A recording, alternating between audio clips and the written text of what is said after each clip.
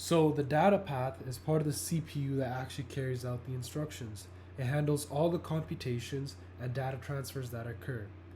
And for this 32-bit CPU data path that I built, it was actually built using my previously designed components, including the program counter, which keeps track of the next instruction to run, a set of registers, which include register A, B, and the instruction register, which all store data temporarily, the ALU, which performs arithmetic and logic operations, the data memory for reading and writing data, and I have a whole bunch of multiplexers which control the flow of data between these ports.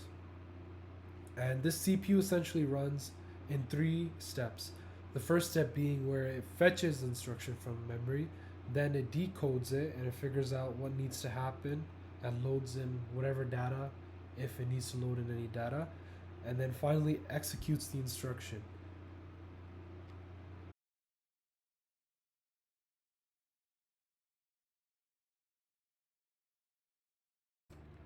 So on the left side of the screen, you can see where the control unit is placed, and you can see that it's also connected to the data path.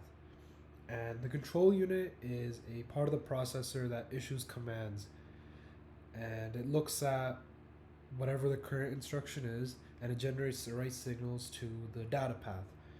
And for example, it'll tell registers when to load, the ALU what operations to perform, and the memory when to read or write. And essentially, without the control unit, the data path wouldn't know what to do. So the control unit for this was designed as a FSM, or finite state machine, and it moves through a sequence of states: fetch, decode, and execute. And at each step, it sets the appropriate control signals to send to the data path, and it does this by looking at the instruction in the instruction register. In order to demonstrate how my processor works and operates, I'll be creating a bunch of waveforms. And these waveforms essentially let us see how the control signals, registers, memory, and ALU interact with each other over time.